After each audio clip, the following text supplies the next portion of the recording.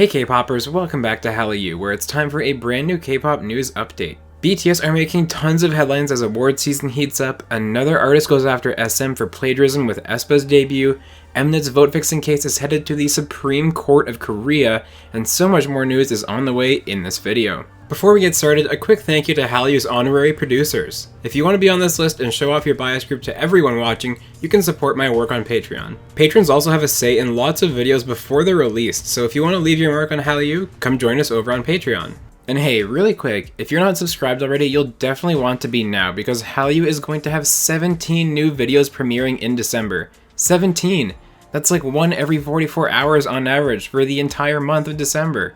There'll be so much great K-pop content and I can't wait for you guys to see it. Anyway, let's jump right in. This is your K-pop news update for November 29th, 2020. Let's start with aespa again this week, as there's been another artist that has come out and accused SM of plagiarizing their work in aespa's debut music video for Black Mamba. I went into a lot of detail in last week's news video about the original set of claims with lots of side-by-side examples, so definitely check that out if you haven't seen it yet.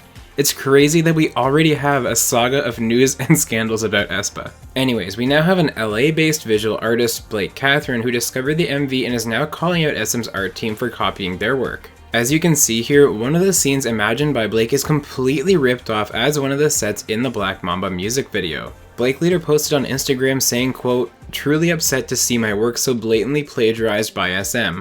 I've wanted to be hired to work with K-pop artists so long, alas, theft came first." At this point, there's too much proof against SM to deny it. Whoever was in charge of the creative direction for aespa and specifically for their debut either had no inspiration of their own or just wanted to skimp out, and so they used other people's work. This is unacceptable, and as someone who has been biased to SM artists ever since 2011, I think SM really needs to just stop for a second and clean up their own mess internally. It really feels like behind the scenes SM has too many people going in too many different directions right now. Now, are you tired of hearing about Mnet's vote fixing?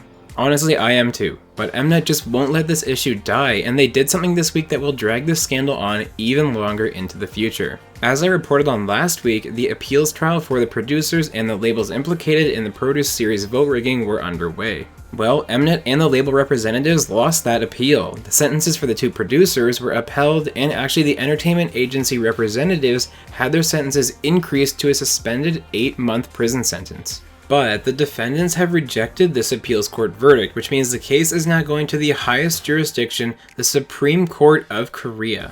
This is absolute madness that they will just not accept the consequences of their actions until it's forced upon them in every possible way. And I know technically these defendants are on their own and Mnet's not the one being tried, but you know that Mnet executives are talking to these people regularly, and it's very upsetting to see this happening. Actions speak louder than words, and with this latest antic, it's clear that Mnet doesn't care about the careers of the trainees that it ruined, and that they're not sorry for what they did. Remember this when they announce compensation for the victims. They're doing it for how it looks to the public, not because they want to. Now, let's bring back that BTS news section from a few weeks back, because it's award season and there were a ton of BTS headlines. First off, it happened. BTS has been nominated for a Grammy Award. They're up for the Best Pop Duo Group Performance for Dynamite. The boys also took home the American Music Award for Favorite Pop Rock Duo or Group. BTS also entered the top 50 most listened to artists in the world on Spotify. This is actually a pretty big deal considering Spotify is not very big in South Korea, so they wouldn't have many domestic listeners on Spotify to support their numbers. And Dynamite is now certified platinum in Australia too. This certification is given to albums that sell 70,000 or more copies in the country. James Corden also invited the group back on his Late Late Show on November 25th, where they were interviewed and they discussed their Grammy nomination. BTS are certainly continuing to make waves around the world. Do you think that they'll end up winning that Grammy? Let me know down in the comments. Alright, now let's switch over to the wonderful new K-pop releases that we got this week. It wasn't quite as action-packed as last week, but don't get me wrong, there were still tons of awesome new songs to check out. Let's start with virtual girl group KDA, who released the MV for I'll Show You, featuring fantastic vocals from Twice's Jihyo, Nayeon, Sana, and Chaeyoung.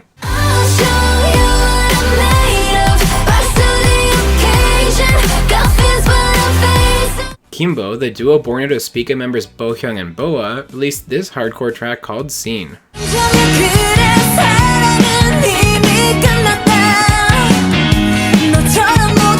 JYP's boy group GOT7 released Breath this week, a low-key, easy listening track.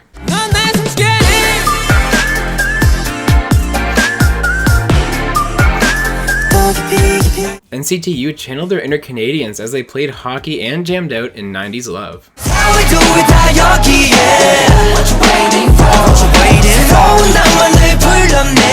Rookie's UA are back. This is Bad Girl.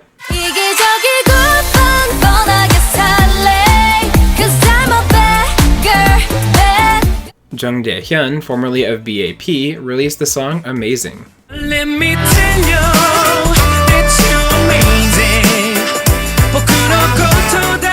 The ever-consistent super junior duo Donghae and Eunhyuk are back once again with Wings.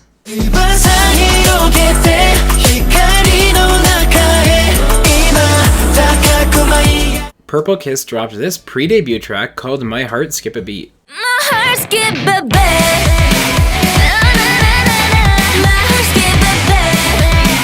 Chung Ha and Rehab worked together on an all-English track. This is Dream of You.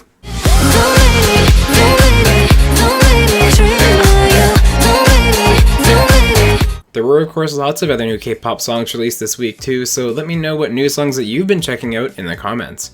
My pick this week is I'll Show You, which is in my opinion the best track on the KD8 debut album. Also, for those of you who've been around since Twice's debut, help me out here. The first thing that I thought of when I saw this picture in the MV was the extremely controversial apology that JYP forced Tzuyu to make. Do you guys see it too, or am I just reading way too far into it? Now, speaking of Chung Ha, she's the latest K-pop artist to sign with 88 Rising. She signed just before the release of her new English single, and she'll be using the label for international promotions going forward. Twice will be premiering the performance video for their latest hit I Can't Stop Me on The Late Show with Stephen Colbert's YouTube channel. The video will drop tonight at 12:30 EST. EXO's Xiumin is the latest boy group member to receive an early military discharge thanks to the extra safety protocols that were instituted this year. He'll still maintain his military status until December 6th. Now here's some wild and whimsical news. Online RPG MapleStory announced a collaboration with BTS this week. In case you don't know, Jin loves MapleStory, and no doubt this was the spark that led to them working together in the first place. Time magazine has included Stray Kids Backdoor on their list of the 10 best songs of 2020. The track made the number 8 spot, and the writer praised how the boys combined so many influences and styles into a quote, artful Frankenstein. A pretty unique and interesting item has hit the SM Town store. Red Velvet's Seulgi has translated the English book series Art Gallery by My Side, originally written in English by Shana Gozansky. The release by Seulgi has the original text with her translation and extra thoughts and interpretations. Tomorrow by Together are releasing a new Japanese song called Force, and it's going to be an anime theme. It'll be the theme song for the second season of Anime World Trigger. And speaking of Tomorrow by Together, they've all been tested and had it come back negative this week, and thankfully are able to resume their activities. They came into contact with the primary contact of a positive case on the set of the show Boni Hani earlier in the week. And while we're on the topic of testing and precautions, Snowdrop, which stars Blackpink's Jisoo, halted filming this week as well. The reason was that an extra on the set had come into contact with someone who had tested positive. Thankfully, there have been no cases among the staff reported since. aespa's debut Black Mamba made it onto the Billboard Global 200 excluding US singles chart this week. They debuted on the chart at number 100. Zion.T is looking to leave the Black label when his contract expires in April. He reportedly wants to set up his own independent label going forward. TVXQ's Yunho has shown his generous nature once again this week. This time he donated 50,000 masks to his hometown of Gwangju. The masks were distributed to social workers and to vulnerable people. Alright, now let's talk about what happened on music shows this week. This week was a wild smorgasbord of just about everything you could possibly imagine. First off, M Countdown didn't have a broadcast, presumably in preparation for the Mamas. Show Champion also held a special highlight video episode, but it did still crown a winner, where ACMU won for Happening. And then among the regular shows, the freshly back from the military B2B subunit B2B4U took their first win for Show Your Love on the show. Then something happened that I can't remember ever seeing in my near decade as a K-pop fan. BTS took another win for Dynamite on Music Bank, and then on Show Music Core they earned their first win for Life Goes On. This means that BTS have won 2 music shows in the same week for 2 consecutive comebacks. I honestly never thought I would see a group become this popular, and I have to hand it to BTS because that is an absurd achievement. And we're not even done, folks. BTS also won for Life Goes On Ikigayo, which is their 43rd music show win in 2020. This breaks an all-time K-pop record that has stood for 28 years, set by the founders of modern K-pop, Sotaeji and Boys in 1992. Remember this moment because this record may never be broken again, unless of course BTS decides to break it next year too. Can next week's performances and winners get any crazier than this week was? Let me know what you think down in the comments. Alright K-popers, you're officially caught up on everything going on in the K-pop world. Let me know what new songs and what news items stood out to you down in the comments. Thank you so much for watching, and as I said, December is going to be an amazing month for Hallyu, so make sure you're subscribed so you can enjoy everything that's premiering as we round out 2020 together.